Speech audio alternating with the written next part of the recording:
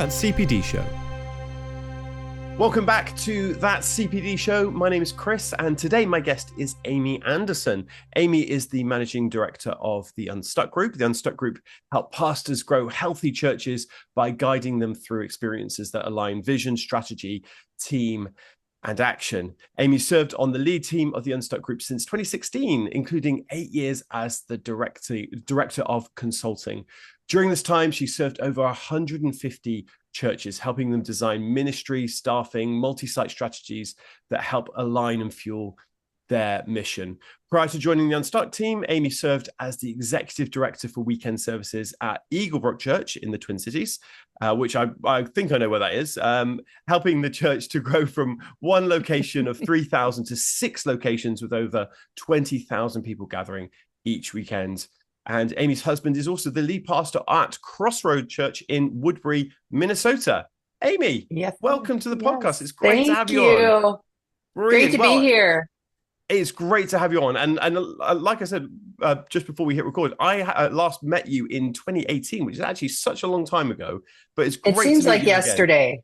It seems like yesterday. But a lot has happened since 2018. My goodness. Yes, certainly. That was one big thing called COVID happened, and that was certainly it seemed to just take a few years out of our life. But it's so good to be kind of on the other side of that nowadays, which is really good. We're here today to talk about. We're going to dive into staffing and structure and things like that, and something that you and the Unstuck Group have been an expert on in that field for a number of years, as well as other areas as well. And we will get to that in a moment, but. It is a tradition on this podcast that we don't just talk about things that are developmental for pastors and ministers, but we also talk about dessert. And I'm interested, Amy, what is your favorite dessert? Gosh, that's a hard question. There's so many good ones out there. So while I love a good pavlova, I think my favorite dessert is flan, which I'm sure I'm getting eye rolls now because not everybody likes it, but flan or related ones, kind of the custardy desserts. And actually, today, I haven't had flan in years. Dark chocolate and fruit. That's my staple. Oh, dark chocolate and fruit. Okay, so many questions have got to be asked about this. Firstly, what fruit are you going for? Okay, today it was strawberries and dark chocolate, but yesterday it was raspberries because you can break the dark chocolate up and put it in the top of the little raspberry. So it's like its own little cute dessert with chocolate sticking out of it. That's a good choice. And then what dark chocolate are you going for? That's always a good tester as well. Have you got a particular brand? I don't know the brand, but it's 85% cocoa, if that's how you say it. Yes. It's so good. So, and this is the thing I've always wanted to ask, because us Brits are slightly snobbish when it comes to chocolate. And because it's often we look down on American chocolate. I don't know if you know this, but that you've not had real chocolate till you've come to the UK and had Cadbury's. So I'll have to try that because my Norwegian friends, I know a couple of brothers out there and a lot of pastors in Norway, and every time I visit them, I get an onslaught of delicious chocolate. Yes. So this is the other thing, is that there are some European countries that do. They do provide some competition on the chocolate front. Switzerland is one of them. They are very they're competitors on the chocolate sphere. But I still maintain British chocolate is the chocolate of choice. So you're going to have to come to UK. We'll get you some proper British chocolate. British strawberries as well. I feel like I'm just selling the UK to you at this moment in time. Well, I do need to get over there sometime. Yeah, perfect. I'd love that. Brilliant. Okay, great choice. So you. Dark chocolate, fruit. It feels like healthy as well. I don't know. I mean, dark chocolate, it's got antioxidants in as well. So I think it's the healthy choice as well. So it's definitely the healthy choice. Okay. That's why I don't feel guilty eating it, right? Exactly. Brilliant. Okay. Amazing. Right. We're going to move on to talking about church staffing and structure. It's something I really wanted to talk about. And for ministers in the UK, thinking about staffing and where you start and all those kind of things, it is a really important thing, because so many churches, they might be small churches, large churches, but staffing comes into the picture at some point. I would love to just start with the kind of the why behind it. The Hmm. why is it so important that we look at the church's staffing and structure? And you give me some of that why behind it. Why is it so important that it's something that really needs to be looked at and thought through? Yeah. Well, I'll tell you what, I have worked with hundreds of churches, small, large, single site, multi-site. And here's the deal, at all of them, the people are their most important asset. It's the people that set the culture. It's the people that do the equipping. And if we don't get staffing and structure right, our church is going to get stuck because the Bible is just so clear on what our role is when we are in ministry, when we are leading this body of Christ. And so it's not, when I work with churches and we get into some of this, sometimes they'll go, is this a business or is this a church? And I go, you know what? You're just an organization. And organizational principles transcend whether you're a profit, for profit, nonprofit, ministry, secular. So it all comes down to the people that we bring around us to lead this church. And churches need specific giftings, spiritual giftings. They need some guidelines, in a sense, when we look at some of the statistics that will help churches stay healthy in this space. Because just like anything else, if we don't keep our eye on it, it's not going to drift into health and wonderfulness. It's going to drift into dysfunction and conflict and ineffectiveness. So that's why I think it's so important. There's people at every church, and we need to consistently get better at it. We have the best mission on the planet. Yeah, absolutely. It's the law of entropy, isn't it? Things, Yeah. or as I call it, the law of tangled wires. Things, Yes. like you got some wires, they just seem to tangle themselves up, and it's the same with a structure and staffing as a church. That if it doesn't have that intentionality, it just it just gets very tangled very very quickly, That's and right. super important on that. I think for And if many, you think about it, for churches that aren't growing, for churches that are stuck or in decline, my guess is they have some of the wrong people or the wrong roles on their team. But for churches that are growing, it's also important because when you're a growing church, it's already a fast-paced environment, right? I often say you cannot compare churches to businesses because businesses don't have a final exam every Sunday. Churches do. We put on 52 events a year. So when you're growing and more people are coming and you start to add staff members, which you need, my guess is you're not pausing to think through what structure are we needing to move to. We're just snapping people on, putting them wherever we can. And through that growth, when you said tangle, that's what that structure eventually feels like because we just haven't paused and said, how do we organize the people side of our ministry? So it doesn't matter if you're in decline or if you're in growth, the people tangles still emerge. yeah, and I think for many church leaders, they're thinking, do you know what? If I could just have one more staff member or another staff person, and oh, do you know what I really, what we really need to grow or to reach more people is we need another staff member. I know that something that you talk about is actually there's a danger in overstaffing.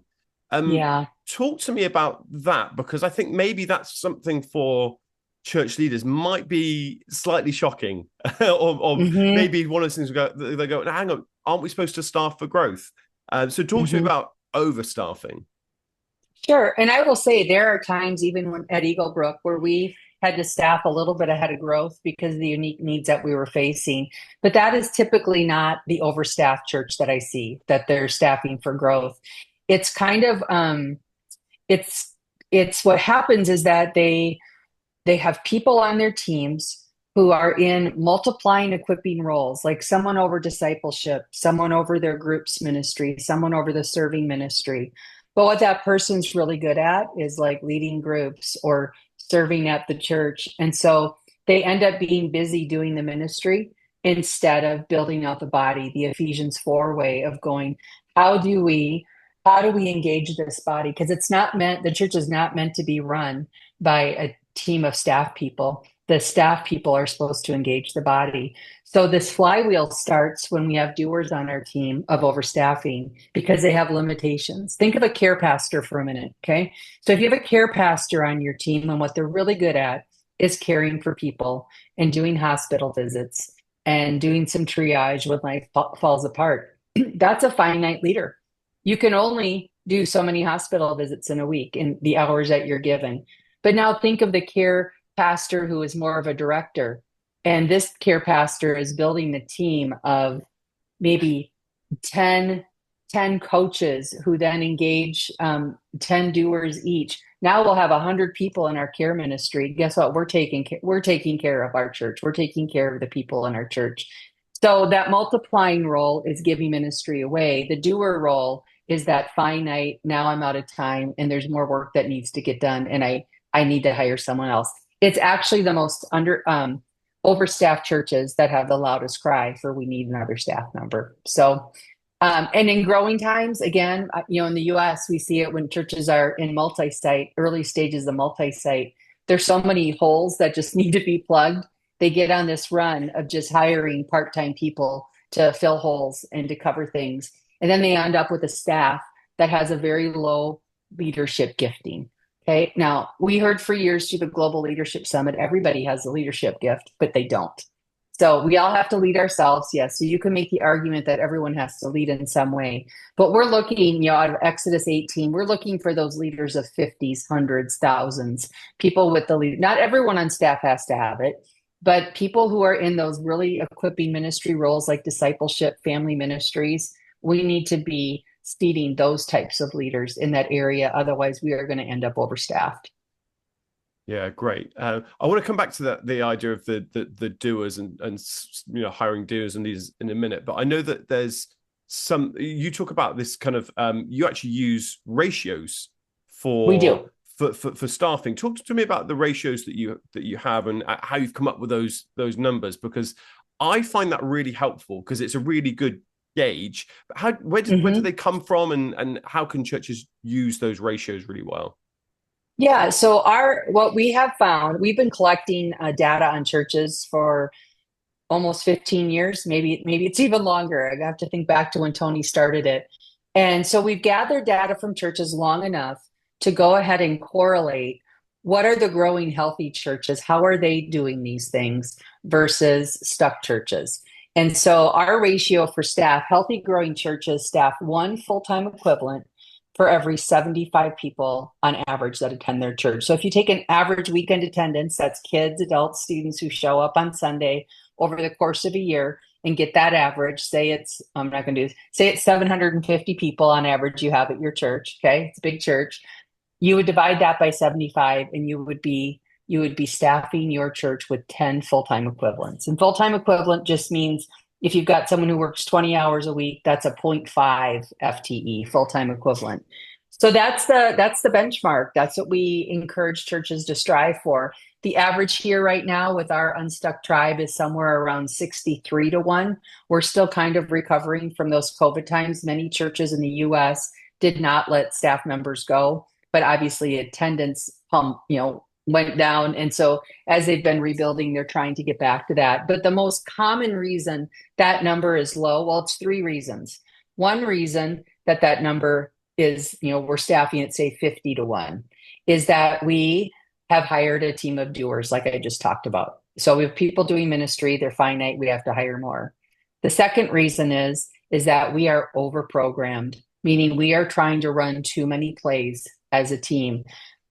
Pruning is such a biblical concept, but churches have the hardest time doing it. And I think it's because you can make an argument for any ministry you're running. It's all good. All ministry is good. It's just not equally fruitful in what we're trying to get done. And this is why we coach churches all the time. You have to have clarity around where God's called your church and what success looks like, because that's going to help you do the effective pruning. So if we're trying to run too many ministries, that's another reason we end up overstaffed. And the third reason is both of those things. We're trying to run way too much ministry with way too many doers on our ministry team. But that's where that data comes from. The other one tied in with staffing and structure is that we say you want to spend between 45 and 55% of your overall budget towards staffing. And that includes, facilities people, administrators, it's all of your staff. There are some denominations that just ask for pastoral staff, but we're talking all staff. So if you are in the ballpark for those two, that would indicate that you're set up for health. Yeah, that's great. That's great. I want to pick up again with you on the doers thing, because I think that's really important. Is there any time when you should get a doer? Is there, or is that a kind of a rule that goes across the whole thing? I'm really finding this interesting. Something I've been thinking about is when do you go, actually, we need to do it? But then does that become its own self-perpetuating problem that then No. you suddenly make exceptions and things like that? What are your thoughts on that? Getting that kind of, is it a balance thing or is it a principle thing? Where do you fall on that? Yeah, churches definitely need some doers. And maybe I'll use the word specialist. Okay. We need, excuse me, we need some specialists, we need some managers, and we need leaders. We need all three of those things in play. But if you're doing your in-house kind of communications, graphic design, you need a graphic designer. In the operational area, you need someone who understands finance to do your accounting, right? We're not going to build a team of people and equip them to do our accounting. We might get some volunteers to be our counters and to do certain pieces of that, but we need a specialist there. In some regards, your lead pastor, as the lead communicator, there's a huge specialty there. He's not trying to, gather a team around to do the message delivery. He or she has a gifting, kind of a specialty in that area. Think about worship. While we still have to build teams, there needs to be a gifting there, a specialist role, whether it's vocal, whether it's instrument, those types of things. And, the weekend service is where we end up hiring many doers or specialists. Operational areas is, facilities, HR, IT, finance, those areas we're going to put doers in, which even puts more pressure, even digital stuff, right? Website, all that. We need some specialists, we need some doers. That's why it puts the pressure on even more in our discipleship areas, in our family ministry areas, that's where we really have to think leader, equiper, not doer. So I'll give you an example. My husband we were part of a multi-site church. His location had 6,000 people on average. Now we're in the suburbs of the Twin Cities. There's a lot of people around here, but it was our largest campus. And he had 1,000 kids, birth through fifth grade every weekend. So just kind of get the picture of that. He had 1.5 FTE on his kids' team. 1.5 people ran that ministry. Well, it wasn't 1.5, right? It was 1.5 staff people who created an army of people from within our church to run that ministry each and every weekend. Now, we did get this, like our strategy, our kids strategy, what large group looked like, what small group looked like. We got that from our central team, but the execution on the weekend was all done through volunteers. And so I tell pastors all the time, a kids pastor, when they're hired, I don't want to see you on the floor with the kids. I don't even think I want to see you teaching. I don't want to see you behind a desk.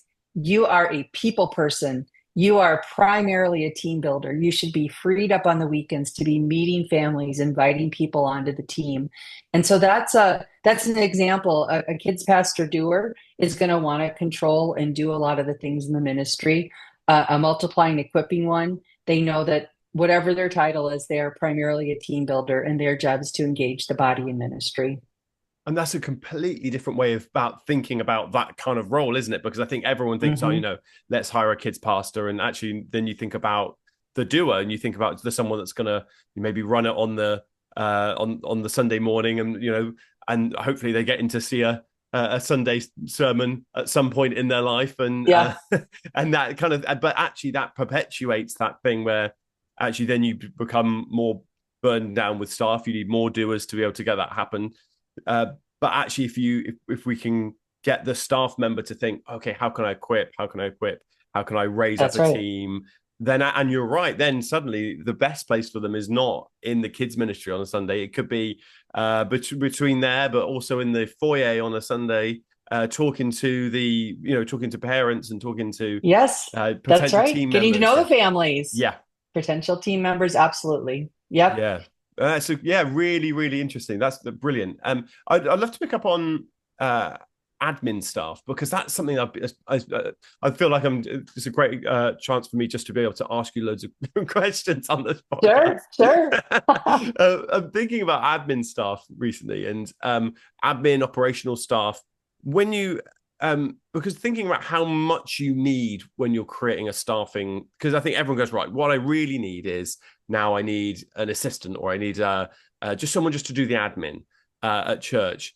how much, how do you think about getting the right amount of admin staff compared to 2 million? Is there a ratio there? Is there a Mhm. general rule of thumb there that kind of helps to guide, how, because I'm sure everyone would just love more admin staff to be able to just do more. You could always hire another admin person, but when do you go, when is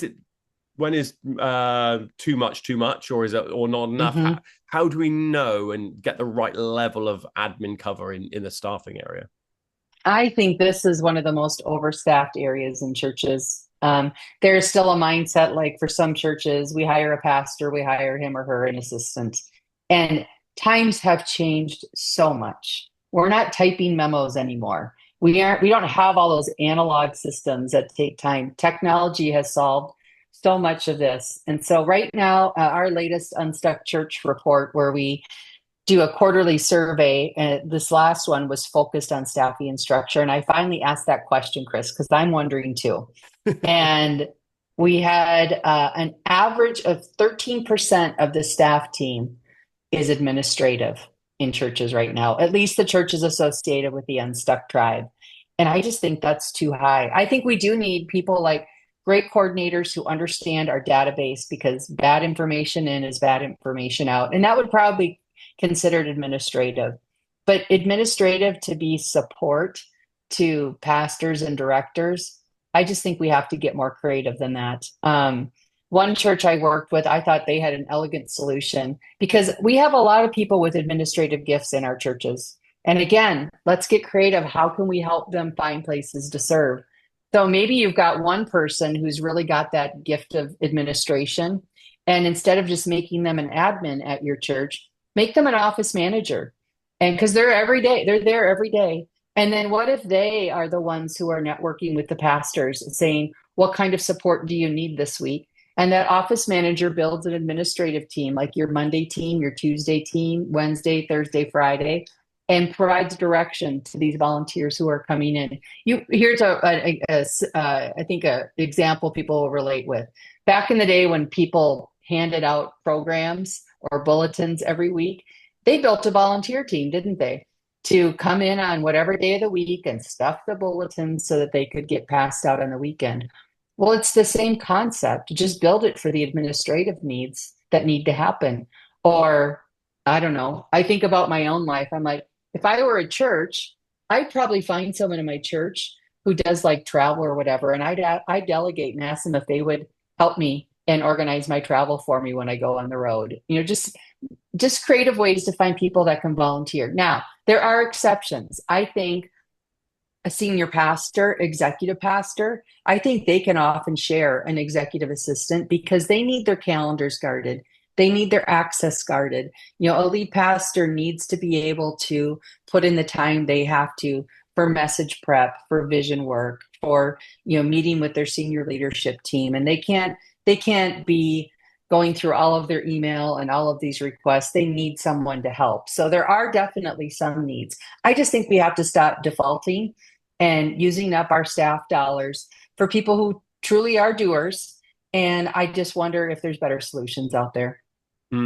Absolutely. I think that's really interesting and really helpful. I think for so many ministers, they're thinking, right, actually, there must be more creative ways of doing it, because you can use so many staff pounds, and to use the UK term, staff pounds, that just on administrative, and then you're thinking, but actually, where's all that stuff that could be going towards ministry? So I love that, thinking about really creative ways, and especially with we've got AI now that's just helping to take some of that burden off some of the administrative functions, and I think that's all for the better. So yeah, I think that's a really good thought. Okay, I'd love to pose you a scenario. You are in a situation. You're in a small church, and you're in the UK, a small church. You have just gone full time, or you've gone full time, and now you've got room in your budget to hire someone else. Maybe it's part time, maybe it's full time, but you've got that second hire. Who's that second hire that you're looking at, and why? Okay, so I'm a lead pastor and I'm running a small church, right? And I'm maybe growing towards 125 now, and I just feel like we've got room in the budget for something. That's it. Well, I have to say it depends. a little bit on who you're trying to reach. Where has God placed your church? What's your mission field look like? If you are a church that is going, we're really trying to reach the young families in our community. We want to reach them. We want to reach their kids. Then the next hire is someone in the kids area.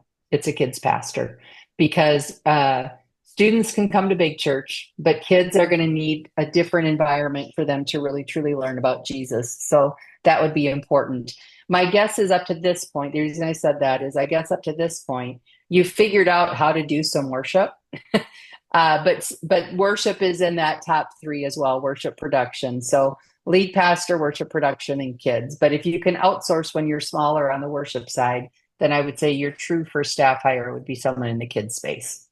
Brilliant. I think I think there's going to be many pastors and ministers going to be writing that down right now, because I think that's a really and just helpful to hear your thinking around that, because thinking about who you're called to, what your focus is, your strengths as a church, they're all really, really important. So yeah, that's a really helpful way of thinking that through. And I know something that you do as an Unstuck Group, as the Unstuck Group, not an Unstuck Group, as the Unstuck Group.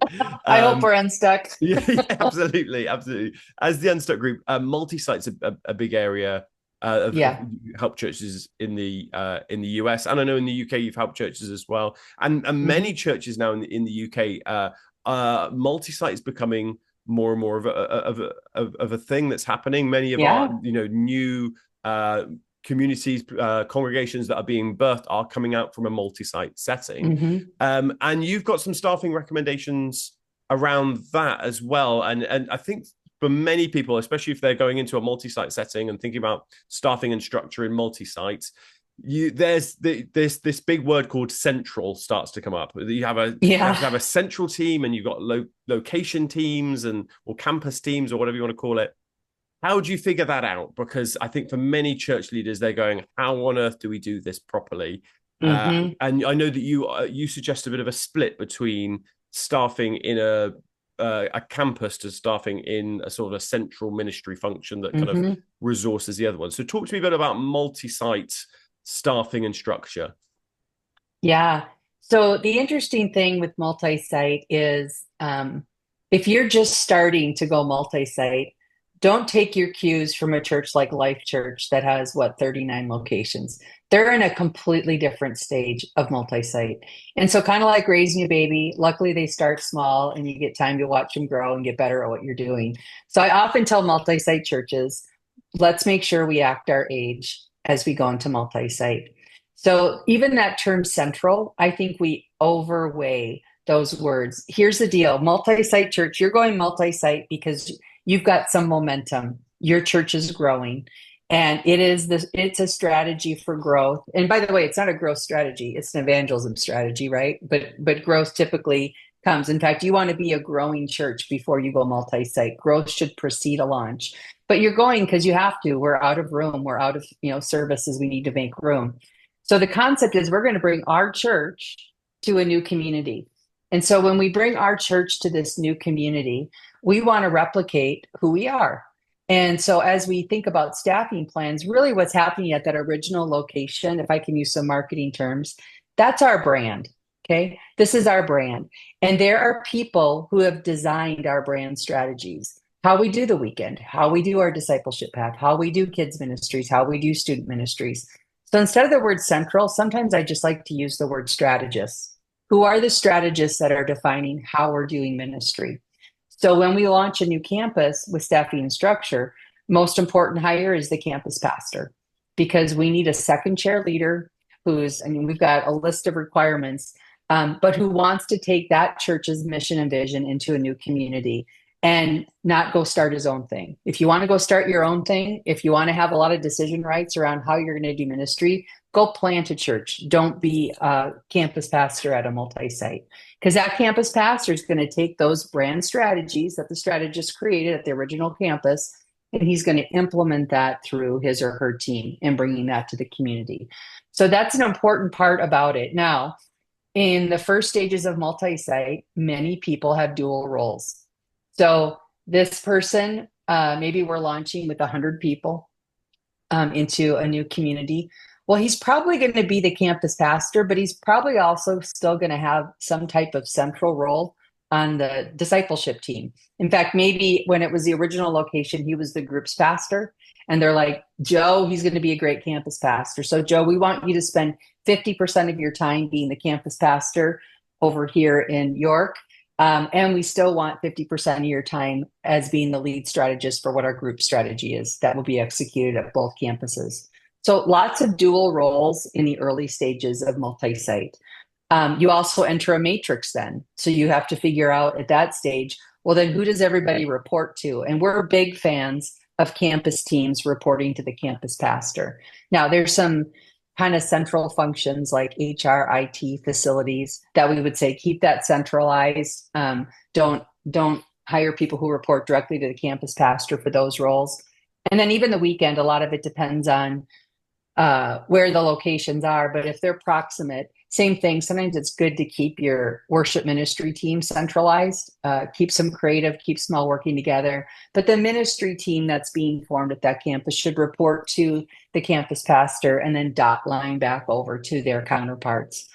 Maybe once you get to 4 or 5 locations, when you're really a growing multi-site church now, you will get back to singular roles. And you will eventually put a campus pastor at that original sending location, but you don't need it until you have 4 or 5 locations. I think you probably there were many pastors hearing that, and you said plant at about 100, and they kind of clutched their pearls a little bit. And 100, but talk to me around your thinking around that, because I think that's an interesting one. Why do you recommend big? Because I think many people just get started, start with 10, start with 5, it doesn't matter. What's your thinking around that? Because I'd love to tease that out. Sure. I think if you just want to go start with a couple of people, that's more of a church planting mindset. And by the way, church planting is not bad, it's good. It's just different than multi-site. With multi-site, typically you have a brand that you're trying to replicate in a new community. And so again, I don't know what would be a church size of a church that's wanting to go multi-site in your neck of the woods. In the UK, probably often can be anywhere from, oh gosh, I would I mean, it can be anywhere these days, from 300 up to anywhere up, I think. And okay. I think, but yeah, they can start very early from churches that want to start thinking about it pretty early. So our rule of thumb has been like 10%. That's what you want to launch with as a church. So in the United States, we encourage churches to wait until there are at least 1,000 people in average attendance before they launch. And I know that probably overlays differently, but maybe I can just give you the logic behind it. You're trying to replicate a brand. And again, the thing with multi-site is when you are multi-siting, you are planting a location where you already have people coming from. Church planting is we're going to put a location where we're not reaching anybody right now. Okay. It's a key difference in multi-site. Multi-site says we've got 60 people driving 25 minutes or more to come to this location. What if we brought church to their community? Because then they could serve, then they would be inviting more. So whatever those numbers are, but you want a critical core mass in your launch team so that you can transfer DNA, that you can deliver whatever brand is represented at the sending church there. And so more is always better than less. Plus, you need people to serve in kids ministries and first impressions and groups ministry. And so you need a team to actually do church. And so you want to have as large of a group of committed core attenders that are going to make that church their own. So you could use the number 10%, but I said 100 because we talk about churches being a minimum of 1,000 before they launch into that. And then when you launch well like that, if you truly replicate your brand in another community, this is the beauty of it. If you have friends over there, you have confidence, like you should go to my church. We just put a location over there because you know it's going to feel the same. The mistake big churches make in the States here, let's say they have 5,000 people on a weekend. They're a single site church. Some of the mainline denominations get that big. Then they do a multi-site launch and they do it with 150 people and it's at 300 when it opens. I can guarantee that location feels nothing like the sending location. And so people go, oh, I'm going to go give it a try. And then they go and they go, oh, this doesn't feel like my church. And it can kill the movement if we don't do it well.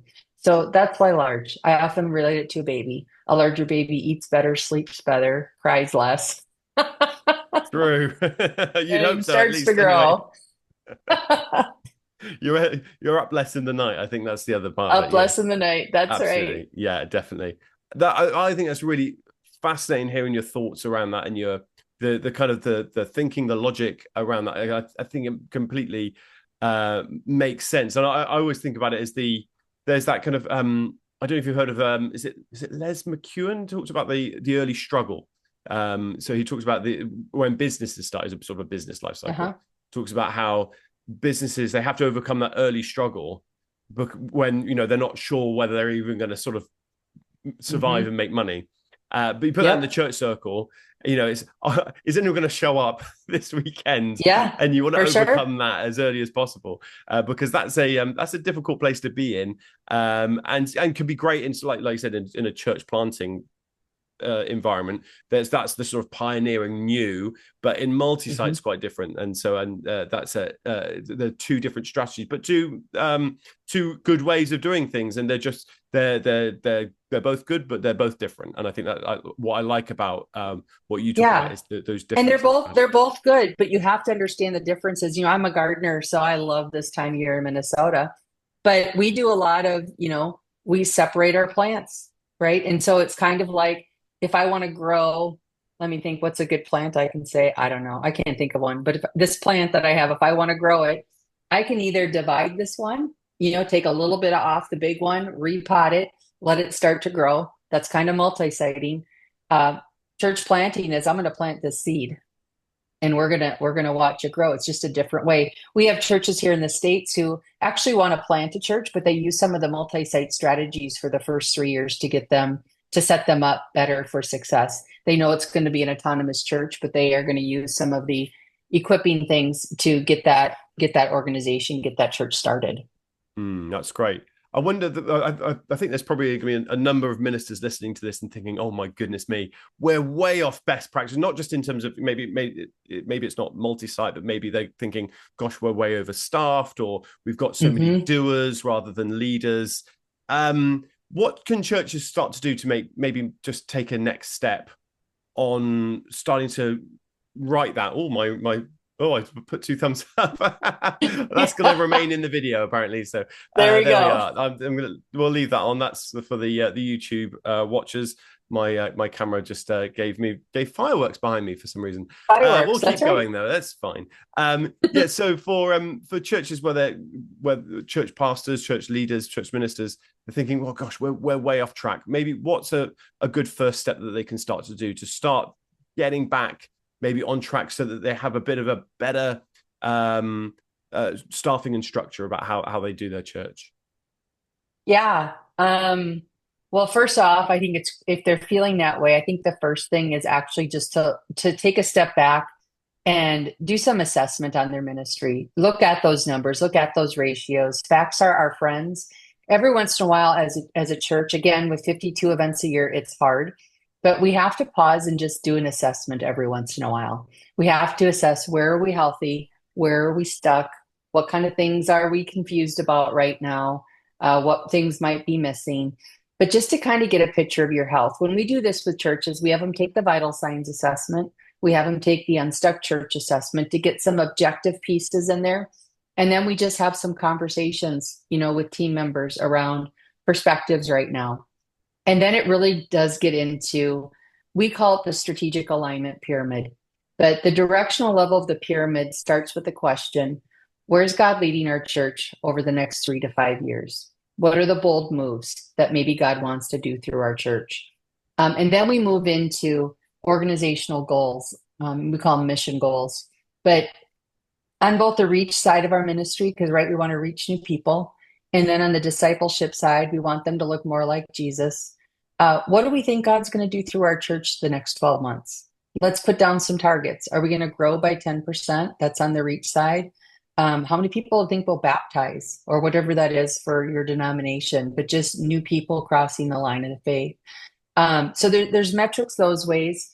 How many people will we see stepping up into serving, right? The benchmark for us is 50% of our regular attenders, regular weekend attendance is engaged in serving at least once a month.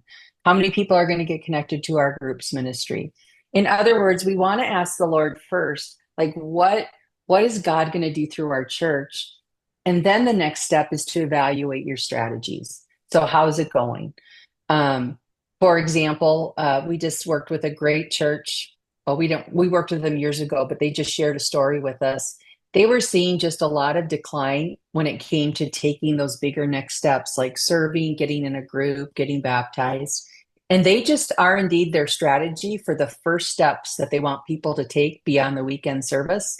They had been running a class called Starting Point. It was 45 minutes. They offered it once a month. Well, that strategy was producing 8 to 10 people coming per month. They were a church of 3,000 people. So they said, let's put that strategy under the microscope, and they switched it up to a 15-minute experience after every service every weekend. And now they have 80 to 100 people taking that first step each week. And you know what's happening? All those big step numbers are turning now too. They saw a 50% increase in baptisms, 70% increase in first time, people serving for the first time. They saw an impact 30% overall in their serving numbers. So that's what I mean. Like how we do ministry, those are our strategies. They should follow the question of what do we believe God wants to do, because that's going to drive. We'll be able to evaluate. Like if we wanted to see those serving numbers increase, maybe from 35% of our churches serving to 50. Well, we're going to start to see if those numbers climb with the strategy we have. And if it's not, let's fail forward and try something else. So those are the first three questions. And then we actually ask the structure question. Now that we know where we want to go this next year, we've confirmed our strategies. How do we get organized? Here are some of the common mistakes that I see, though, if this is helpful. Sometimes lead pastors just have too many direct reports. They have too many people that they're trying to manage. And the lead pastor, you really need to be freed up to teach really well, to lead that teaching team at your church. That's yours to see. You can't delegate it. You really have to be the spiritual leader for the church. You need to be the primary vision caster and the culture bearer. Everything else, delegate if you can.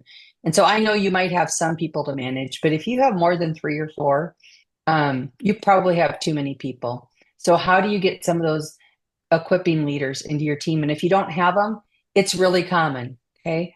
But who can you seed on your team? This is where I say you might have to not improve before you improve numbers wise, because sometimes you're just missing a couple of leaders around you that really could work on raising the leadership capacity of your team, championing this equipping kind of model for our ministry side. Lead pastor, you can't do all that. You need some people around you who can carry it.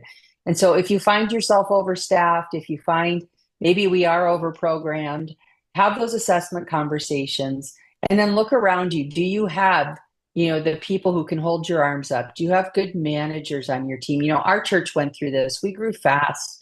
Eagle Brook was growing at a clip of 20% year over year for many years. I joined about 7 years into that run. But, there were lots of dead bodies around because the church was growing so fast, and it was dependent on the management of our lead pastor, which really he wanted to teach well, and management was not his thing. We didn't really get the flywheel of church health going until there were 3 of us that came on the team. I oversaw the front door. Dale oversaw all of our ministry. Scott oversaw all the operation side, and it let our lead pastor get into his lane. And the 4 of us is what kind of started to shift and get our culture, our staffing issues shored up. Yeah, that's great. That's great. And I think for many church leaders, they might know that they need to make some changes, and maybe they've got to think about moving some things around, or maybe they've got to they're overstaffed and need to think about some changes. But I wonder how can church leaders do that without I think maybe there's a worry about destabilizing the church and the impacts. So how do they do it? Is it something where how do you navigate? Do you need to do this slowly? If you've got to, if you're looking to maybe you've got to get rid of some staff, do you need to, when I say get rid, I mean, I know what you mean. Reduce that level down. But how do you do that when, these are, their families, these are, That's people's right. livelihoods and things like that? How do you do that well? And so, and in an honoring way, but also, is it something you just have to wait for, natural, when people retire or something like that? Or can you make a big cut? And how do you do that well? Right. I love that you ask, how do you do it well? I mean, these folks have been placed in our care. And if you're an overstaffed church, there's some things that we did wrong. We need to look in the mirror. Then there's some things that they did wrong. We can look out the window. But as the leader, you're going to sense things before the organization does. And so I think my catchphrase is think progress, not perfection. So if you look at your ratio, let's say your staff 50-1, you could get to 75-1 tomorrow. Just fire some people. Okay. It's not going to help the health of your church to be at 75-1 because you just let a couple people go. You've got to figure out the root of it. Why did we get overstaffed? Is it that we're overprogrammed? Is it that we have the wrong giftings, right people, wrong seat type of thing? Now, I wish there were an unlimited number of seats we could move people around to, but we have to understand what are those key leadership roles, and we need to have a plan to work towards it. Because you're right, there's going to be opportunity, there's going to be some attrition. Never miss the opportunity to pause when someone leaves to go, what's the right next position to hire? But you need to have a plan. What I coach churches on is double double the size of your church in your brain for a minute. So if you're 250, now you're 500. Let's get in range. What would that mean for the number of staff people that we would have? What structure would we create then when we were a church of that size? And in a sense, you're creating a master plan. So you're looking for opportunities to build towards that structure over the course of the time as you're growing. So, the one I said about if we can reduce lead pastors' direct reports, the good news is when the lead pastor is spending his or her time on the things that only he or she can do, it's gonna, like, he doesn't need anyone's permission to teach better, right? I just need to give myself some time. You teach better, people are going to invite more, and you're going to have growth that is now doing some of the work to bring some of your metrics in line. But if we do have a staff that's primarily doing, we need to start to cast vision to them, what we expect out of their roles. That's the look in the mirror mode. We have to celebrate the right things. We have to celebrate when people are giving ministry away, not celebrate people for being busy and how they jumped on grenades all weekend long to save things. So you might have to change your culture to have a clear picture of what we expect of our pastors and directors and staff people, and then give it some time. But you won't change anything unless you have a plan, unless you have a destination, you have a target. But yes, you have to prayerfully move through that, treat people well, honor people well. And if you have to let some people go, be as generous as you can on that path. Yeah, brilliant. Amy, thank you so much for taking the time to speak with me today. And I think for church leaders in the UK, listening to this, I think they'll be absolutely their minds will be thinking about, gosh, what do we need to do in our church? If we were to double the size of our church and see new people come to faith, and what would that structure need to look like? Who would we need to have? And I think you've just really helped anyone watching this, listening to this, just to really think that through. So thank you so much for taking the time today. It really has been the kind of fruit and dark chocolate, talking about staffing and structure. I feel like it all works together perfectly. So brilliant. Amy, thank you so much for taking the time. And I would love to talk with you again. I'm sure we could talk about multisite and all sorts. So I'm sure we'll get you on again at some point to talk through. But for now, thank you so much, Amy. Yeah, thanks for having me. It was great to be with you, Chris. Thank you for listening to this episode of That CPD Show. For more episodes, why not subscribe and give us a review? It really helps us out. See you next time.